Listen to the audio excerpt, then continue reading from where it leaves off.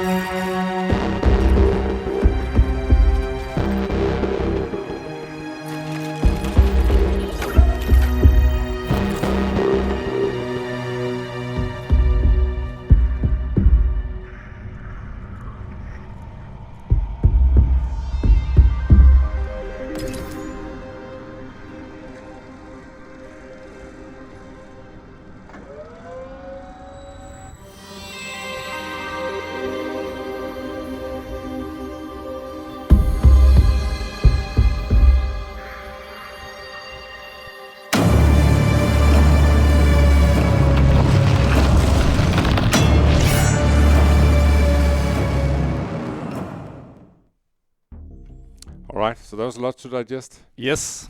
So, as some of you who are veterans of Deep Rock Galactic, you can probably see that there are assets in this trailer here that you will recognize from Deep Rock Galactic. Yep. For example, all the reclaimers right now are just using armor sets that we are just been putting together from Deep Rock Galactic. So obviously they are gonna look unique. Yeah, and again, kind of like you were saying, this is the state of the game, and Rocore has been developed on kind of by us taking Deep Rock Galactic, making a copy of it, and beginning to strip it down and rework it and stuff like that. And so you can see that the final thing is gonna be its own thing, right? I mean, if at any point we find that we reuse a model from DRG, it is because we want that specific item from DRG, and then it makes sense for us to use that model, right? But yeah. So, but anyways, it's just to clear whatever confusion. Sure. When you see something from Deep Rock Galactic, there's a good chance that we are gonna change the model to something unique that will fit within the Rocore universe. But anyways, the first topic I think we should dive into is how we are generating the biomes. Yeah. More precisely, how we are procedurally generating a mining facility versus a natural cave like what you have seen in Deep Rock Galactic. Exactly. And that's a huge difference between Rocore and Deep Rock Galactic is that the story of Rocore is that you are going through a facility that Deep Rock Galactic has set up, these deep dig sites where they are harvesting Expenite. And so we want to actually have that, and that has some issues we need to figure out, which is how do we logically place these things, because Rocore, just like Deep Rock Galactic, is procedurally generated. So we're not doing level design in the same way. No, and I think this is back to when we have been generating natural cave formations in Deep Rock Galactic, right? I mean, because nature is kind of random, obviously we have rules for how we are spawning plants and rocks and so on. but when we are spawning man-made or dwarf-made Yeah. structures, it demands that it makes a little bit more sense, that there is a reason for why the dwarves have been putting up these structures. And that is something that we are looking very much into. Like, for example, the image you see right now is like us an attempt of building like a bridge over A chasm. a chasm. And again, we are playing around with the way we are procedural generating and the logic of it to make it make sense. Exactly, and just like to further kind of clarify, these facilities, they are built within natural caves. So it's not that you're going through an entirely dwarf-made structure. Instead, we have the caves. The caves existed. DRG came there, and then they started setting stuff up, setting up their operations, placing machinery, storage spaces, all that stuff. And so we are creating these spaces. We call them constructions generally, whether they are in tunnels or inside large caves. And these are both have just like static elements, but we also have interactive elements in them as well. And that's super fun, like elevators.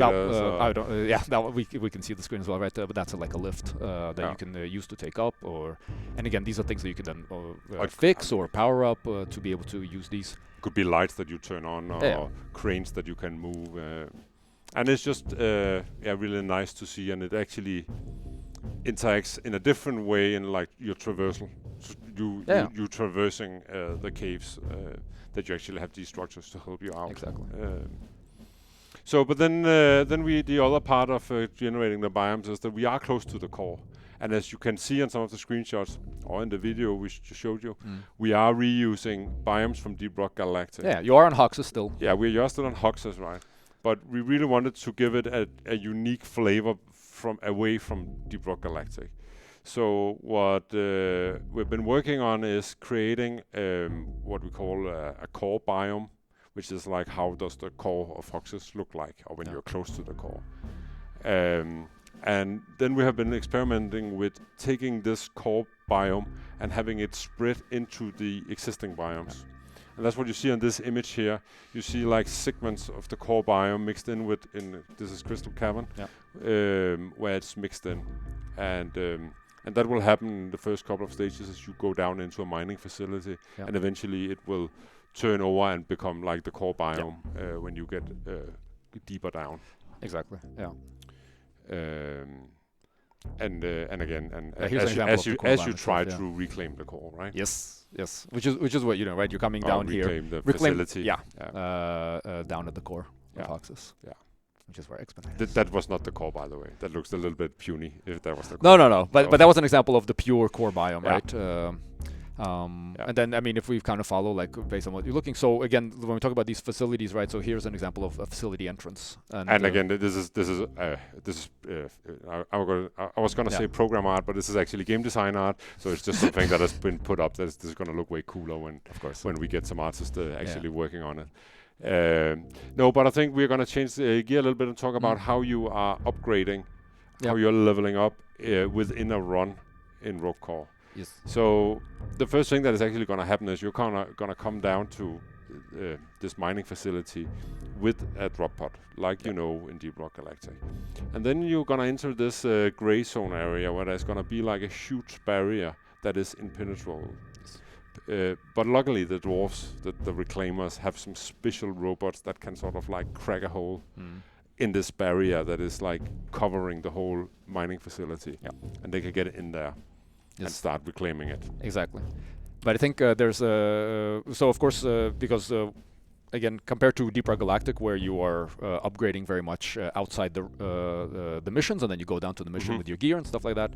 Here we're playing with this idea that you are instead upgrading and powering yourself up, finding gear as you play, right? So it is the kind of this barrier that prevents you from bringing high-tech stuff in. Yeah. So that is why kind of the reclaimers are coming in right now naked. Exactly, right? So you come in with only a pickaxe. So the first thing that's going to happen is you're going to enter the mining facility, and then you're going to come into this entrance room or locker room that is like the first room you go into before you enter the mines. Yeah.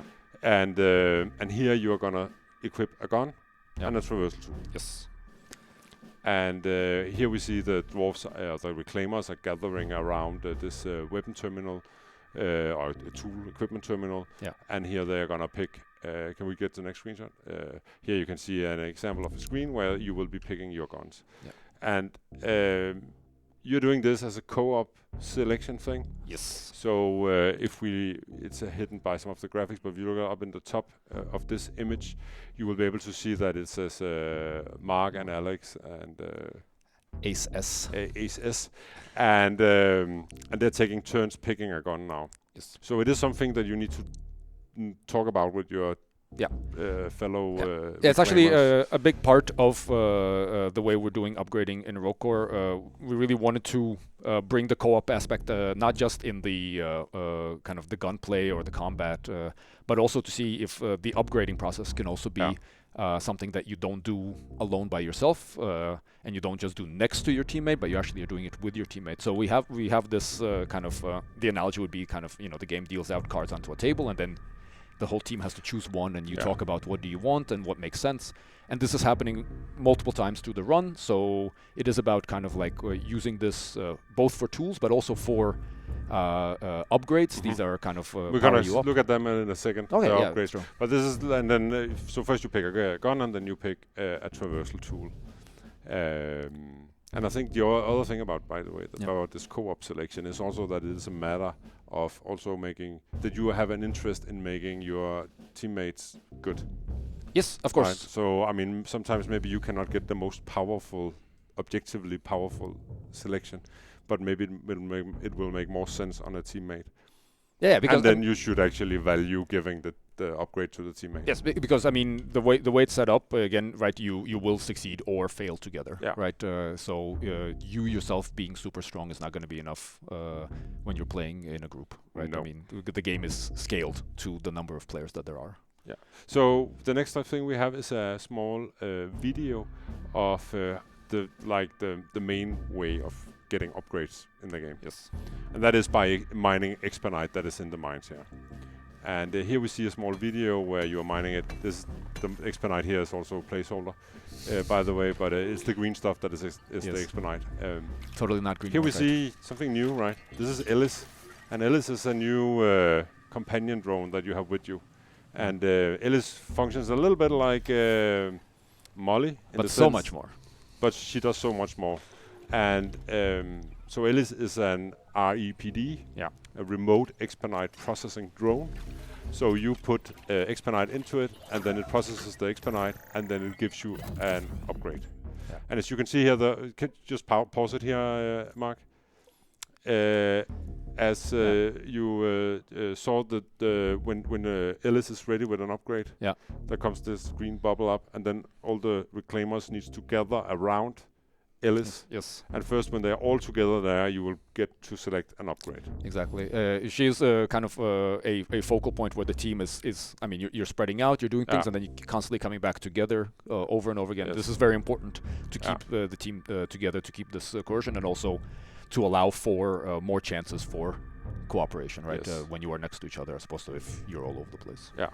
It also means that if you have a dwarf down, you cannot upgrade until you have to get him up. That dwarf up again.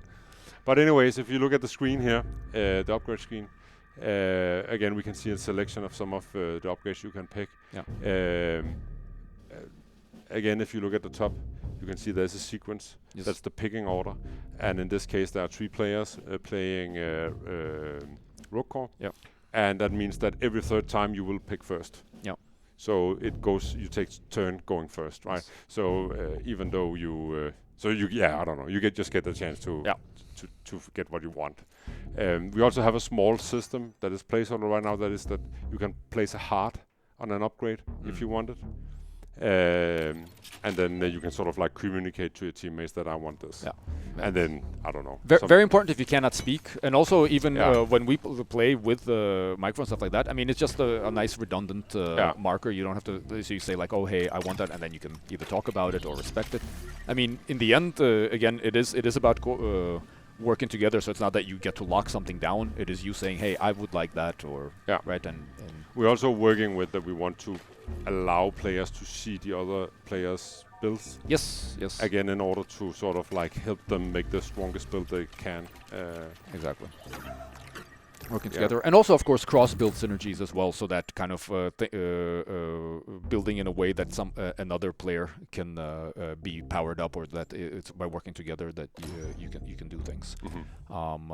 Again, with things like maybe you are very good at stunning, and then somebody else can take advantage of that because they have a build that is based on having creatures be stunned as a kickoff to their power or something like that.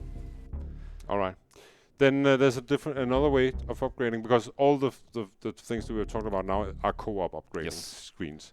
Then we also have a design for single player way of upgrading, and that's something we call Biostations. Well, not just, I mean, this is also in multiplayer, but it's kind of like something you do by yourself. But you do it in game. But this is where you can sort of like, the build that you're working on, you can sort of like mold that into what you want.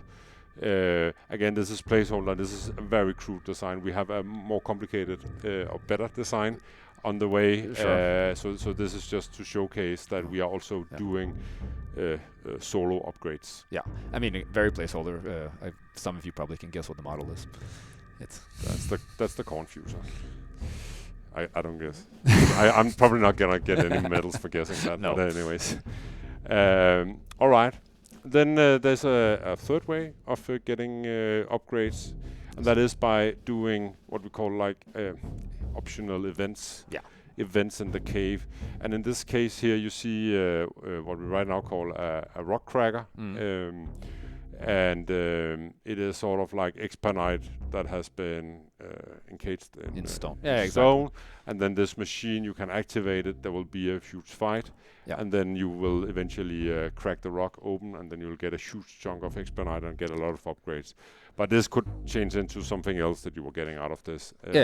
So again, this facility, you will come upon, of course, like, traversal elements like stairs, elevators, stuff like that, but also machinery that was being used for either harvesting Expenite or keeping something. I mean, all sorts of stuff. And it's that, again, like Mikkel said, doesn't just have to be Expenite.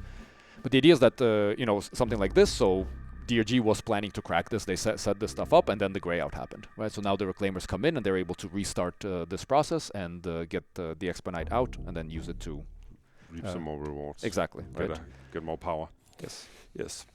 All right, but I think that was enough. Now we are gonna move over to talking about the Ramrod. Yeah. Because that's our new hub area, and it is also in development. Yes. Again, it is. This is what you're gonna see is a block out. It is not fully skinned or anything. A lot of gray. Yeah, but we have Mark again has put together a small video, and here you see it. Yeah, it is a spaceship. It is a spaceship, and I think talk a little bit about the difference between doing a spaceship versus a space rig. And when you look at the space rig in Deep Rock Galactic, you have very high ceilings and a very big like hall room that you are moving around in. And we really wanted to give this spaceship feeling, and in that regard, we have lowered the ceiling, so you don't have as big rooms as in DRG. We have windows, more windows. Across both sides, right? I mean, it's not just kind of you're not on this like small part of a huge structure. You feel the structure. The idea is for you to feel the structure much more, right? So you kind of look to the left and there's a window, look to the right, there's a window. I mean, that's the kind of the boundary. Symmetry, a lot more symmetry, right? Or at least like from side to side along the ship. Also inwards. And toilets. Toilets. Very important. By popular demand. Yes. It's just very cool to try to do something new here. Yeah. And of course, but besides saying like it's a spaceship, another thing here that, of course, we're looking at is that this is the place where the Reclaimers live. Mm-hmm. This is kind of right there. They're on their tour right now. I mean, and this is also a place where we get to kind of set up the idea of like what is the kind of the culture of this group of dwarves, mm-hmm. right? Because they are not the same as the combat miners on Space Rig 17. They are a different kind of dwarf. They do different things, and they are their personalities, I think, can be different, and so we're also cut trying from to harder rock. cut from harder. But again, right? I mean, they also have different values, and again, like we put in a gym, for example, right? Yeah. this guy- Yeah, so this there's kind a of gym where they can work out and so on. Yeah. Yeah. But anyways, that was a little sneak peek at the Ramrod. Yeah. Now we are shifting gears a little bit because we are inviting Jacek on board, and we're gonna do a live demonstration of stuff in the game. Yes. Let's do it. So hi Jacek, and welcome to the stream. Hey. Hi everybody. I'm Jacek, and I'm the art director on DRG and Rookcore. So welcome. And what are we looking at here, Jacek?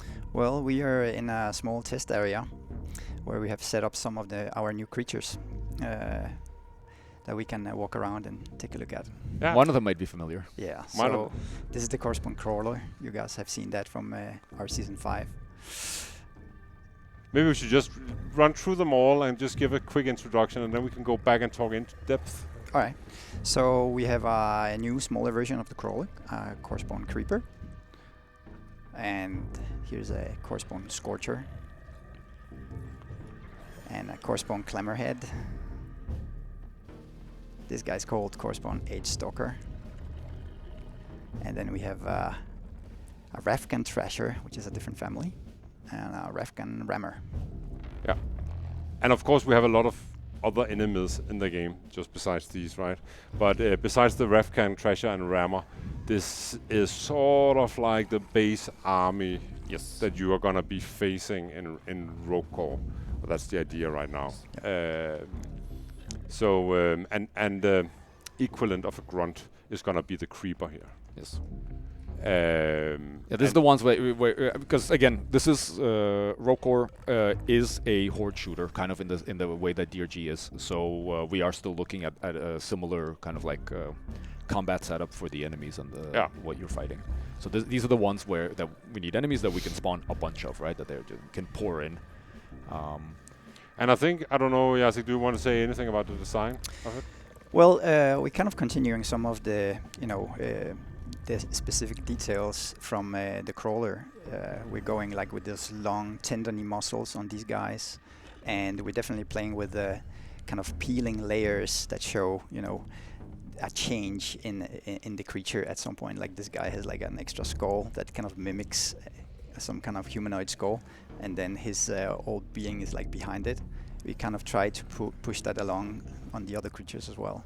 Like this guy has like this kind of brain kind of thing that opens up, and this guy also has like other layers where he can like open up and scream at you.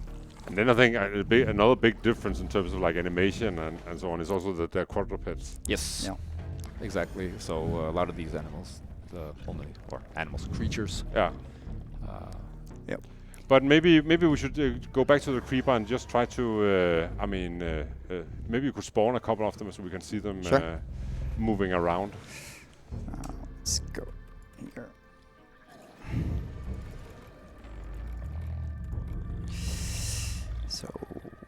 So this is like a cheat menu Jacek just brought up, and you will probably see there was multiple names of other creatures. So we have a lot of other enemies that we are also working on. But here you have the creepers. They can't kill me right now. Are you in God mode? Yeah. How are they different from a grunt in Deep Rock? They're a little bit faster. I mean, the way they move is different. Of course, their shape is also different. In terms, they are taller than the grunt. So these enemies were actually made, you could say, side by side with DRG enemies. Originally, we also even played around with having some of the DRG enemies in Roguecore. We ended up taking them out. And focusing on our own, so they are tougher. They hit harder. They are harder to kill. Though of course, again in Roguecore, unlike in DRG, your power grows. So you start with something that is kind of a challenge, and then as you power up, these things become. So you're gonna start actually feeling that the game is way harder in the beginning than if you, for example, are a veteran has a 3 or as a 4 player in Deep Rock Galactic, right? You're gonna feel the game is harder. You're gonna have to, I mean, put up a fight here. Yes, and again, right, because you're starting, and again, this is also kind of running with these reclaimers, right? They are kind of the kind of dwarves that can be sent with barely nothing, like, you know, they have their pickaxe and whatever gun they could find, right? And so it is this thing that you do start off quite limited, yeah. Yeah, but let's move on to the Scorcher. Yeah. Scorcher. And let's try to see that. So that is more like a ballistic. Yeah. So the Scorcher is it is an enemy that kind of stays in an intermediate range. They're not trying to come up in front of you, though they're not staying too far away either, and they have a ranged attack, right? So they have a bit more of a harassing role to the player, but at the same time they are quite fast moving. Again, if being compared to like a more further away stationary sniper kind of thing, they are not it. They also can come in larger waves, and again, they are kind of like weak enough that you could deal with them with strong AoE and things like that. Yeah. But again, staying at a distance here. Yeah. Staying at a distance, harassing, they are important targets because you cannot really ignore them, because they will chip your health very quickly if you're only focusing on the things that are coming forward to you. All right, then we move over to the Clamorhead. And this is a big boy here. That's a big boy. Yeah. And There he is. you see here. Yes. So this is a slower target, right? I mean, it is working together in a group, right? For DRG players, they will see plenty of similarities with the role of the Praetorian. And that is again because these they are doing important things in the combat kind of puzzle as it's put together. And this is very much work in progress. I promise to say this from some of the artists. So this guy is sliding around and is clipping through terrain. Yeah. So please bear with us about this. The other thing is, for example, it is having this sonic attack. And a lot of effects is missing here. So So we are showing you stuff way earlier than we are actually comfortable of. No, but that is what we're doing here. Again, exactly. It's just so that you can actually see where the game is. We're trying not to show things that are completely broken, because that would be pointless. Yeah, but we're also showing you stuff that are clearly not done. Exactly. So this is a harder to kill enemy that again can threaten a group of reclaimers if they are stuck together, kind of when engaging it, you because it has this weak spot on its belly on the front. So first off, you can't, like, I mean, if only the top of it is showing, you can't shoot that. So you need to sometimes get close and watch out for things getting in the way. And then you have to be in the danger zone to damage it. And again, it's something where you can move out, move back in, and it also has a lot of armor, right? It has a lot of armor and it has a lot of health. Yeah. All right, then we have the Edge Stalker. Yes. And I think the Edge Stalker is interesting because it was actually you who had this idea that can we bring a gunfight to the caves of Hoxxes? So this enemy is highly mobile, shooting enemies. Yes, that also that stay at long range, and they have a behavior. So right now, of course, you have one, which is going to make it much more manageable. But the thing, they're not trying to rush you. They are instead trying to stay at a good distance, constantly move. They move, I don't know, orthogonally. I don't know what the word is, but they move sideways when they're looking at you much more than they move forward. Strafing. And back. Yeah, exactly. They like to strafe, and they also they kind of. They are more aggressive when if they are behind you or on the side. So often, especially when you fight multiple of them, they will start to flank and do these kind of things. Yeah, and I think, like, I mean, when an Edge Stalker is around, you really want to seek cover and have the possibility to put like objects between you and the edge stalker. Exactly. This is an to enemy avoid getting hit. from which you need to seek cover, and it's not super fast to kill. No. So this is you are exchanging fire with them. Yeah. And they are both priority targets, but also targets that are not easy to instantly remove. So often, at least right now when we're playing, depending on the situation and the environment, you may simply need to move the fight into a place where you are in cover, so you can deal with the smaller enemies, because you can't just go and kill the 1 or 2 edge stalkers. They don't spawn in very large groups, because otherwise it gets completely crazy. But so you instead like saying, oh, we have to kill them. No, we just have to get away from, move the fight somewhere else, or perhaps also move to a place where you can force them to come out into an easier way to kill them. Yes, but that was the edge stalker. That was the edge stalker. Should we move on? Should we see the last 2? To spawn them? Yeah. I don't know. Do we have time? I do the chat wants to see the last 2 in movement? I think they do. Okay. Let's just spawn. The chat says yes. Yes. So let's do the Thrasher. Let's Thrasher. Okay. Yes. So this is a different family. It's a different family, yeah. Family, but yeah. So these are like they're flying around, and they're basically trying to push you. So they're charging you. It's like a flying bull. Exactly. Their weak points are kind of like more on the side. So shooting direct, like when they are charging at you, the exact straight part is actually armored. So it's more about moving to the side as you kill them. They're not super hard to kill. No. But they are an example of a very high priority target, because this is an enemy that you cannot ignore. Or I mean, if you ignore it, they will kill you very quickly, because they have a pretty high frequency of attack. Like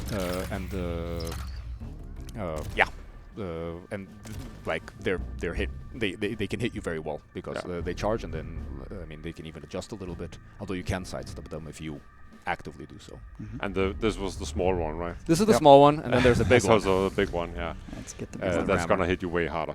Yeah. I mean, the small ones, of course, are disruptive, but the big one is an enemy that generally the team needs to focus on. So this is where, again, you have an enemy that is very disruptive. So when it comes, you need to figure out how you can deal with it, because it is not something that you can ignore. Now it's getting angry. Run. Yeah, and it also displaces. Yeah. And it also carves, so it will break through. If you're trying, exactly. So if you're trying to hide behind a crystal or something like that, it will smash through that crystal. Although it does need line of sight to kind of like initiate its attack. It also, again, when we're talking about having these objectives that you need to do down in the caves, this is an example of an enemy that makes it that, well, the dwarves, the reclaimers, they need to be together at this objective. They need to take care of this objective, and here's an enemy that is kind of like, is there to displace the dwarves, right? Yeah. You have to move out of the way. It does a lot of damage. I mean, of course. And again, it's also easier to deal with if you're 2, right? Because it has the weak spot on the side. So exactly. Pattern is more exaggerated on the rammer, where the front is completely armored. Yeah. And it's I mean, highly accurate weapons you can hit from the front on the weak spots, but generally you want to either sidestep it, kind of have this bullfight thing going on if you're doing it solo, or if multiplayer, right? I mean, you figure out who is the target, and then the rest of the team needs to coordinate with that. Will you say something about the design of some of these creatures, Jacek? Is there, I mean... Well, we were going for some kind of, flying squid-like thing, much also a bit inspired by the Matrix squids. But it should be a mix of hard elements and soft elements. And of course they're kind of a bit magical in that way that they float around, even though they're huge, especially the rammer.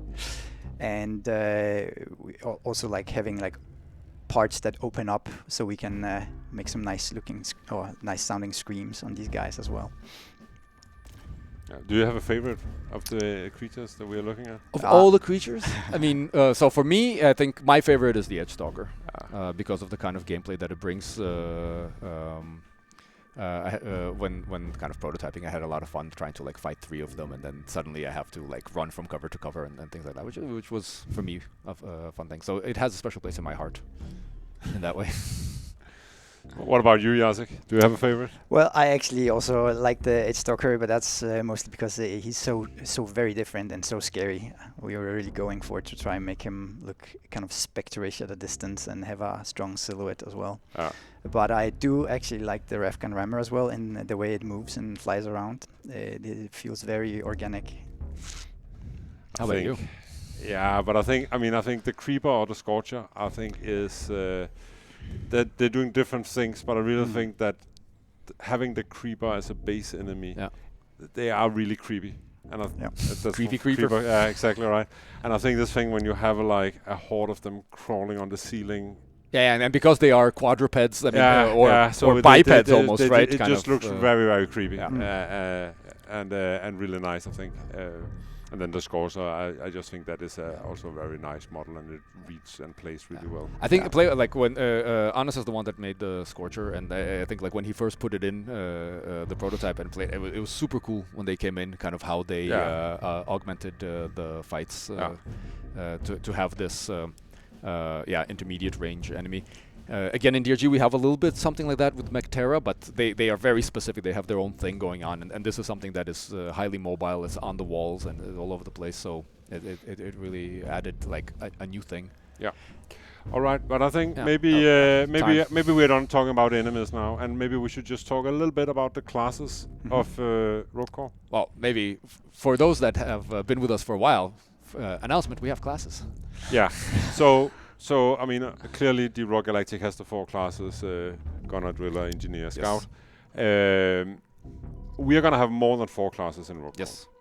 And we have to start somewhere, right? And right now we have 5 classes that we are working on. Yes.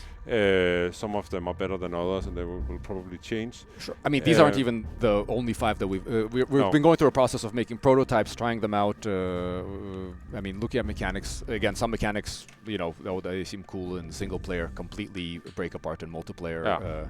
Or the other way around, right? But before we're gonna show 2 classes for you now.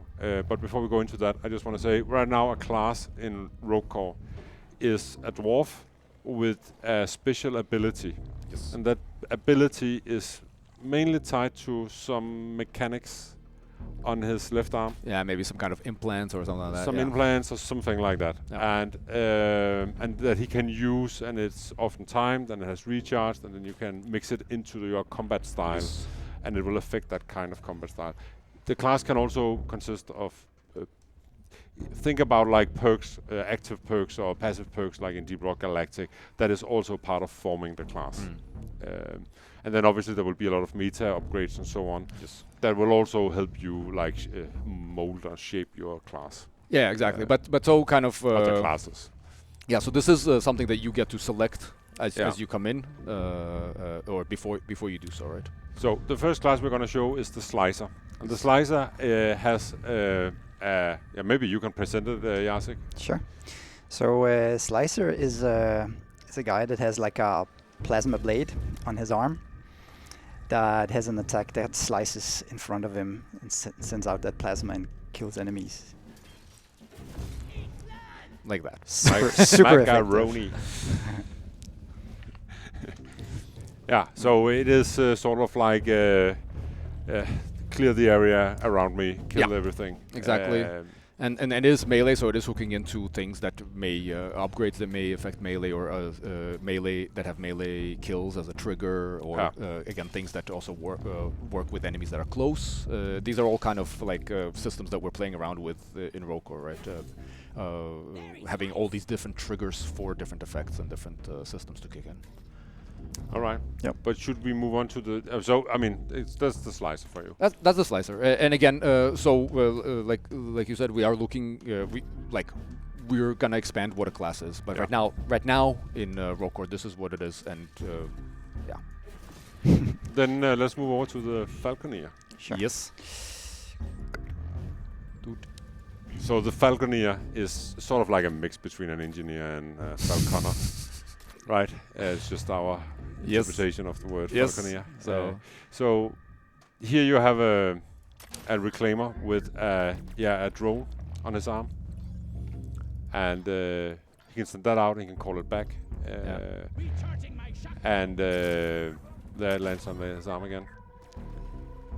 And I think maybe we should spawn some enemies. And All right. Verify. But yeah, it is you get to send out this drone. It has an electrical attack, so it's doing both damage, for example, across on a single target. You can choose a target, you can send it out without a target, at which point it will select targets automatically. You can make it change targets, and it does two things, right? It can of course help you kill things, but it can also give you crowd control.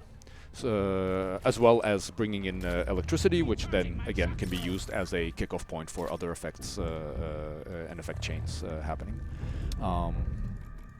we have been talking about, like, for example, for this one, and this is just again to tell a little bit about the process, right? We have a lot of ideas, and a way to further expand this is that we have been talking about, like, could it, for example, remote revive and fellow reclaimer that's yeah, so down? you could send it and it would like use So up all its charge. exactly. And, So instead of going there and reviving a dwarf, you can just make this drone do it for you. robot bird defibrillator. Yeah.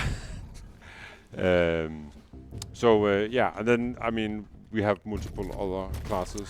We do, but I mean, again, these are the ones that right now we have been taking where like their ability is something that we can show in a slightly nice way. Yeah. And And also we want more in store to show you later, right? So True, we are true. not spoiling everything. No. I hope that you think there's a lot here to digest. So Sure. yes.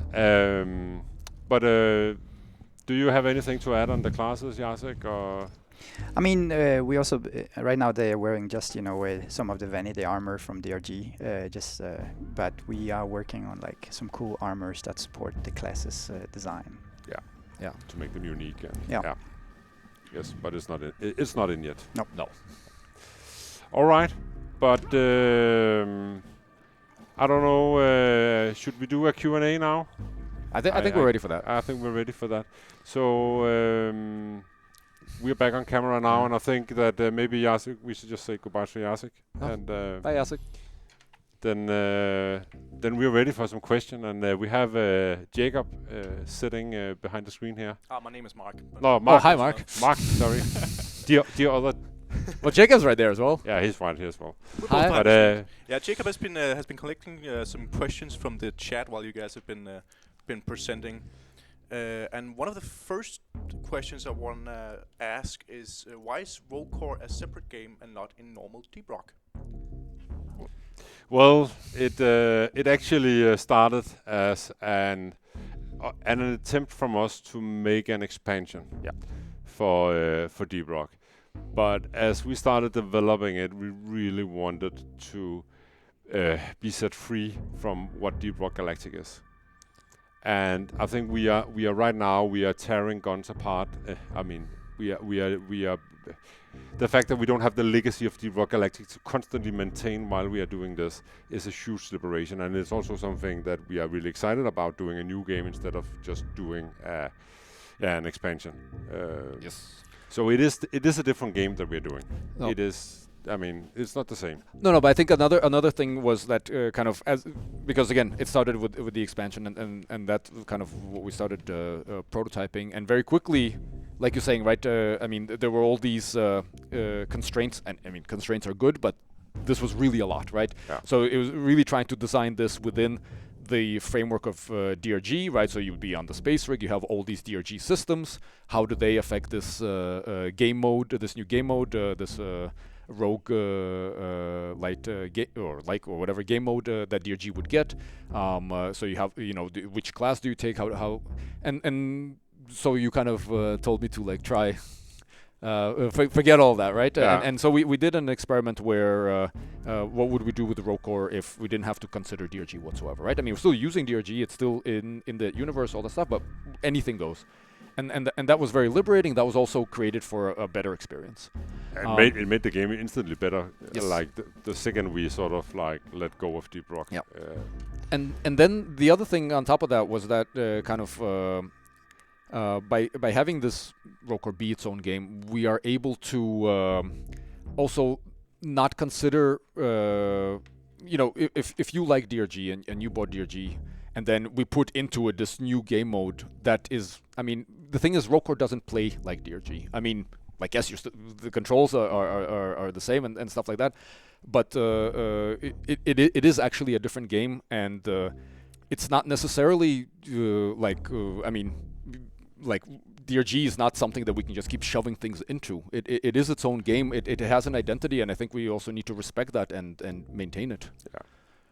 As you can hear, we can talk a lot about this, but we have really been going over this decision so much, and I think actually in the video on some of the content you have seen today, there is in the drop pod, there's a terminal where it says BXE.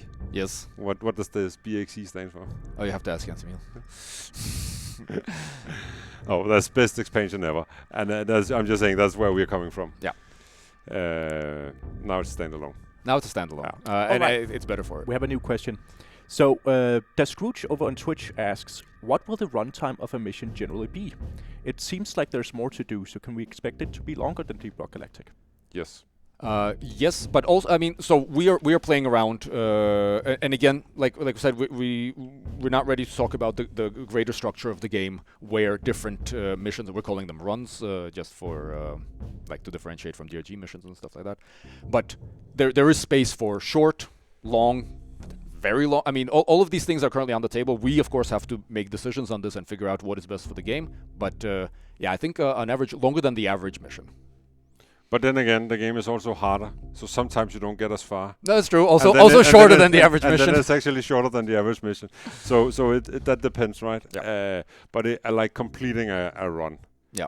Will take you anywhere between, I'm just saying 40 minutes to 1.5 hour. Maybe not as long as 1.5 hour, but potentially we'll see in the future. We also had long ones right now. The run we have right now in the game, right? We have two runs. We have an easy one and a hard one, but they're actually both similar length, and those are running. And again, depending how fast you run through them. Yeah. But you're looking at about 35 to 45 minutes. Yeah.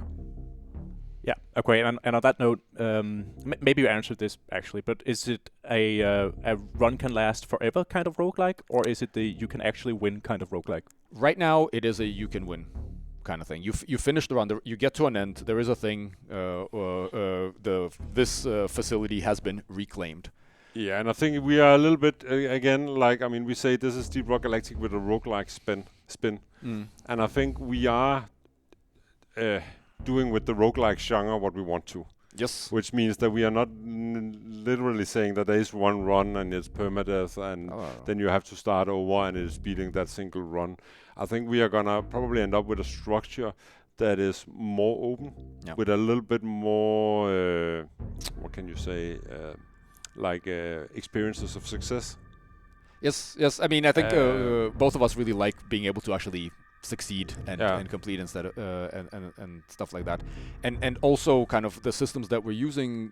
I think the idea of having different runs or different facilities is something that I think the system allows us to do. So I think we definitely want to explore that. Yeah.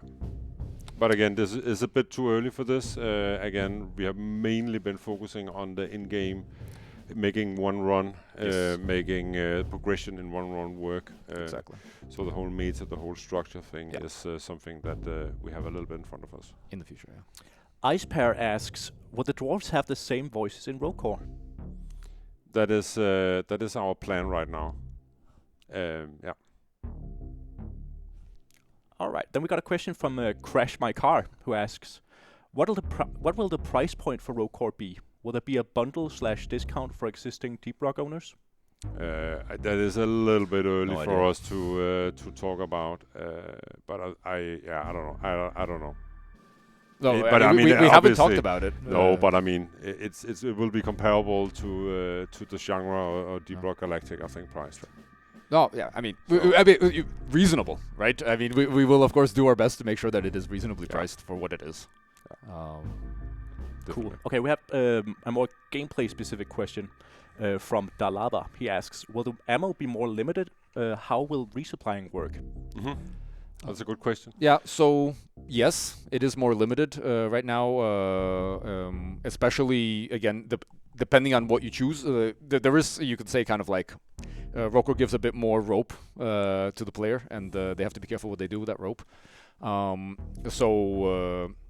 You can get in trouble in regards to ammo. Again, there are also, depending where you take your build, you can also be in a good place regarding to ammo. So what we do, we don't Yeah. have nitra in the No. game like we have in Deep Rock. So instead, we are placing ammo crates in the caves, so you can find ammo Yes. as you move through a level in a run.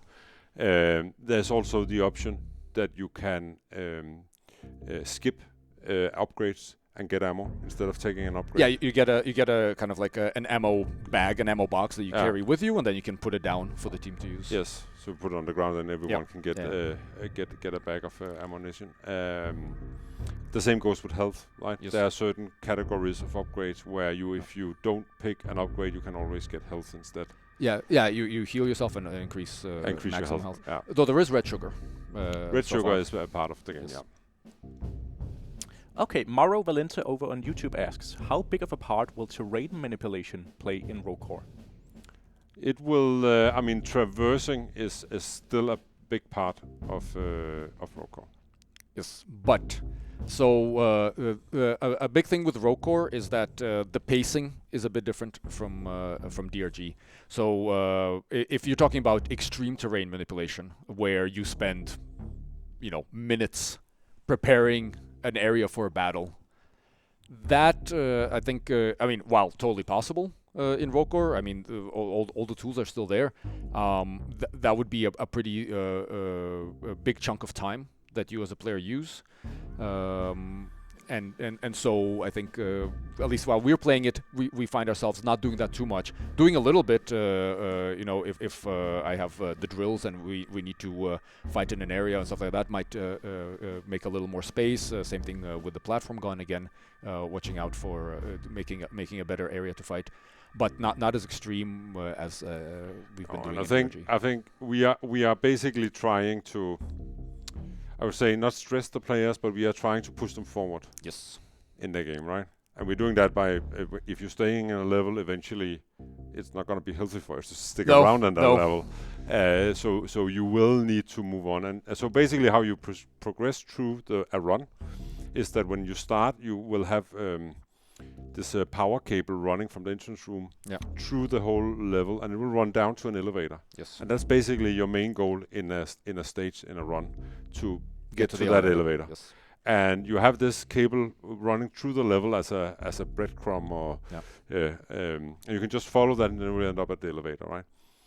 But obviously you're not just doing that because you want to mine Expenite, do events, level up. Yeah, before you can be strong enough collecting guns or whatnot, right? So you're not just running through the level, or if you are getting behind the power curve, you can say, of the game. Yeah. So you really want to level up before you leave. But on the other hand, the game gets more and more dangerous the longer you stay and stick around in a level. So you definitely also want to keep moving. Yeah. So again, Rogue is much more about a game where you, more so than in DRG, although this also happens in DRG, where you sometimes have to make decisions of do we have time to do this, or do we have the ammo to do this? Yeah. Can we do this? Should we move on? And making the right and wrong decision there can make a big difference, right? Totally. So yeah. Okay, we got a question over from iCopra on YouTube. You guys mentioned that it's roguelike. Could you provide a rough outline of what power we could expect to hold on to between dives? Is it class or account based? It will. I'm not sure this thing about holding onto powers. I think it just means permanent progression. Yeah, so permanent progression. We're gonna have that, and it is gonna be some of the permanent progression. I think will be for all of your classes. Yeah. Like again, I'm just using Deep Rock Galactic as a reference here. Yeah. Like for example, when you're unlocking perks, the perks you unlock can be used for all your classes, right? Yeah. But on the other hand, you're also unlocking the perk slots by leveling up one class, right? Yes. So I think we are gonna go for something similar that is both like class-based and is player-based. Yeah. Both will be good. But it could also be tied to progression that was tied to items in the game. maybe. Again, you're So- asking a question about something that we are not really ready to talk about. This is something that we are currently in the process of designing, discussing. So yeah, we have not made decisions on this yet. No. Paytoff on YouTube asks, do you fear your community mixing and matching terms from both games, leading to confusion for newer players? Not sure. Do you have an example? No, I'm thinking with the similarities to Deep Rock Galactic and some of the elements carrying over or being the same, like traversal tools and stuff. Do you expect some sort of confusions between the two games? I'm not. No, I don't think so. I mean, it's like so you're playing Rogue Core and you think you're playing Deep Rock Galactic, or you're playing Deep Rock Galactic and you think you're playing Rogue Core. I mean, maybe it means like when people talk about like they talk about the zip line, and you're talking about the zip line in Rogue Core, you're talking about the zip line in DRG. I mean, I have no idea. It's not something we're worried about. I think it's like talking about an assault rifle and getting confused if it's in Call of Duty or if it's in Halo.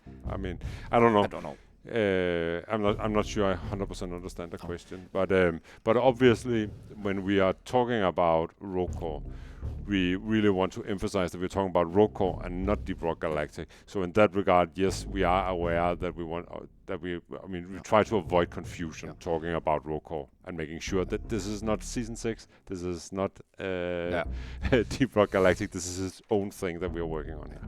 But I mean, also to further just, I mean, we have already set up, although of course right now it's still pretty quiet, but we set up different forums, different places for people to talk about the games, right? So again, because Rogue Core is its own thing, we're not trying to like create a Rogue Core section in the Deep Rock, and even though I think subreddit we are doing a little bit of double communication, but I think if you are out there and you are a fan of Deep Rock Galactic and you were not aware that we were working on Rogue Core, I think you should definitely go in and wishlist Rogue Core on the Steam page, where there's a Steam store already. Yeah, there's some info there. Actually, we also we are gonna update the Steam store for Rogue Core with a lot of the assets that you have seen today.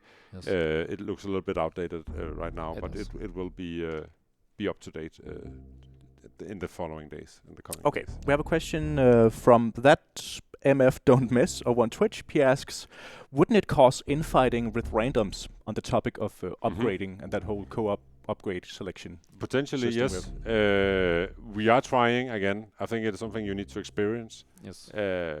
We are Deep Rock Galactic has, I mean, a lot of the reason why the co-op is so good in Deep Rock Galactic is because there's a lot of friction points. And what is being asked about here is, isn't this generating friction points? And the answer is yes, it is generating friction points. That is the point, though. And that is the point. The point is that you should care about your fellow reclaimers. What is your what is your teammate? What kind of upgrade is relevant for your teammate? And you should feel, hopefully, you should feel enjoyment about making your teammate more powerful. And sometimes that means that you're giving up on the best of the objectively best of the upgrades and giving it to a friend instead of taking it yourself. I think you also have to consider what is the point of the upgrading, and the main goal, right? The goal is to beat the run. The goal is to reclaim the facility. And you're not going to reclaim the facility by having a team that doesn't work, or by simply making yourself as powerful as you possibly can. And then you go down, and you're and you fail the mission because your teammates are super weak. Yeah. That is not a good. Yeah, but of course, again, like you're saying, this is a friction point that is also what allows for cooperation, that allows for interesting dynamics and interesting discussions if you are on a voice chat, right? But even, I mean, that you are actually sitting and talking about, well, yes, I can use this, and this is really good for my build, and or this is really good for your build. Yeah, so. Or I mean, and again, like just anecdotally, right? Some situations you have that, I mean, depending on what you're doing with upgrades and the equipment and stuff like that, you may come to a point where, for you, you know, you have maybe 2 upgrades that would work perfectly well with what you're doing, but you have a teammate where only one of these works well for them, right? So then, of course, it makes sense that you take the one that they don't need, even because both work for you. So you go from both players growing in power instead of only one growing in power, right?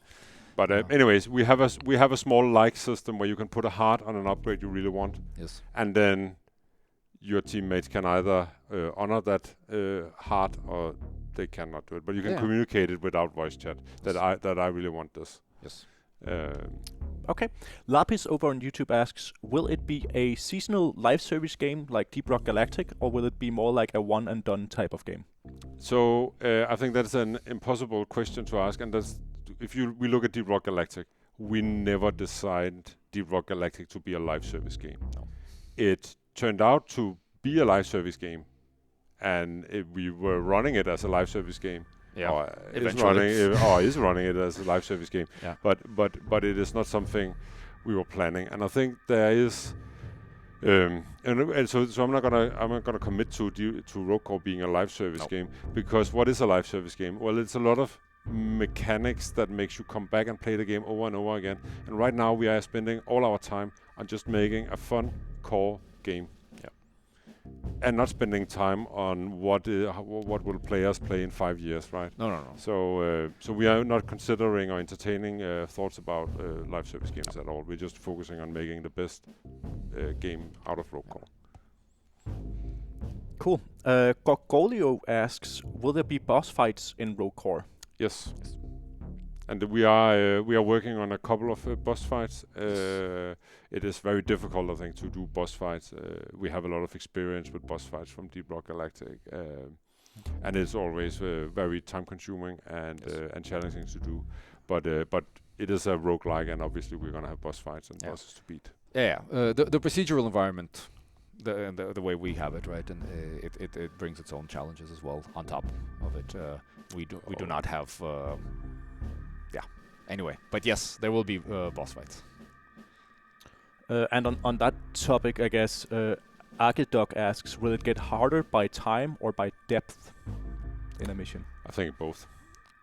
Yeah. So exactly what we're seeing is what we can say is what it is right now, right? Kind of, and here we definitely have difficulty increase by depth, and what we also have is a non-permanent difficulty increase by time. So the difficulty in this specific stage of the facility gets there comes to a point where you have to get out. But then when you come to the next one, you're good to go. You again have some time to explore and do stuff. So I think when you're working on a roguelike, there's always this like balance between playing the game and not immediately as you step into game and you make a misstep that you can foresee. Now I'm never gonna. It's the end of the world. I mean, I just quit the game now because I have no chance, right? And I think we want to have a roguelike where you can have like victories, or you can be like make mistakes, but then you can recover from them. So no, I think it's very important, especially when we look at it in a co-op setting, right? I mean. I think double. And I think, I don't know, this is it's always very difficult, but again, I'm just emphasizing here that we are making we're doing our own take on what a roguelike is. And maybe the game it's going to be harder than Deep Rock, but maybe it's going to be easier than what you are imagining right now a roguelike Deep Rock Galactic will be. I don't know. Yeah. Is there going to be neutral wildlife, considering how hostile this deeper layer seems to be? So right now there isn't, again, I think for sure there is a question here in terms of what do you call it, the story, the setting that we're building up there. So what happened in the Grey Out? Yeah. When they lost contact with the mining facilities. Yes. So why are there no glyphs? Right. I mean, so yeah, the mystery. Anyway. Rankater over on Twitch asks, will the gameplay heavily rely on upgrades to keep up with the monsters? For example, how likely is it that players will be able to win a run without taking upgrades? Will it be very difficult or straight up impossible? Impossible, I would say. We've been amazed by some Deep Rock players how good they really are playing the game, right? Yeah. So we should never say impossible, but I mean, obviously the intent is that it matters that you are upgrading. Otherwise, it is not interesting to upgrade. So yes, but it is an action game, and therefore, what you can do with the keyboard and mouse plays a big impact, right? Whereas, of course, if it was a Totally. purely math-based game, then yeah, either yes or no. So here, I mean, how many upgrades you need to do what depends on how good you are. Okay. Rat Enjoyer asks, will you add cosmetic packs? I love how you implemented this system to the original game, sleek and hidden until the player wants to see them. I think this Again. maybe I think this falls a little bit into the other question about live service game. Yeah. Right now, we are very much focused on just making the best game we can of Rogue Core and Yes. not focus so much on cosmetic DLC. So No. or I whatnot. mean, like, exactly. That has to come later. Can you say whether there will be beer in the game?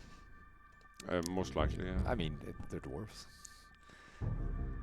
You might have to do push-ups to get beer, though. Alright, I think we'll do one more question. We have one here from Google Messages who asks, will stages have the chances of having mutators/modifiers on them, like with Deep Rock Galactic and then mutators in missions like low oxygen and low gravity and stuff like that? And I think we'll also be bringing in, of course, a lot of new mutators that or warnings, I think, and things, whatever we're gonna call them. But yes, I think that's definitely going to be an important part of the game. What about cross progression? Can we expect any cross progression between Deep Rock Galactic and Rogue Core? No, and I think Don't expect it. No. No, and don't expect that. And I think this is exactly why we wanted to make a standalone game out of Rogue Core, Yes. because the demand, if it was an expansion for progression and cross progression between these, would have been so high, and we really had a hard time making it make sense. Yeah. No, and of course, while I mean, again, Rogue Core is its own game, and we're making it to be its own game, and there'll be people that buy Rogue Core that maybe don't want to play Deep Rock Galactic, and that's fine. Of course, we would love for people to play our games and stuff like that, but I mean, I think it'd be annoying. It's like, oh, to unlock this in Rogue Core, you have to go. I think it is like, I mean, right now we have done a board game and we have done Deep Rock Survivor together with Fun Day, right? Yeah. And it's not really like we are worried that because people are playing Deep Rock Survivor, they're not playing Deep Rock Galactic, right? No. I mean, or if they are, fine. Cool. Okay. Last question, guys. Ooh. When are we going to have early access for Rogue Core? So the plan right now is Q4 25. Early access Q4. Yeah. That's Awesome. in a year. That's it for the Q&A, I guess. And I can throw a little extra bone in there, which is that we are we need to plan for an alpha, A closed alpha a closed for starters, alpha right? for starters. Yeah, that will happen well before Q4. Yes. Cool. But was that the last question, Mark? That was the last one. Yeah, I think that's it. All right. But then I hope Thank you. hope you enjoyed what you have been seeing and hearing here. Yes.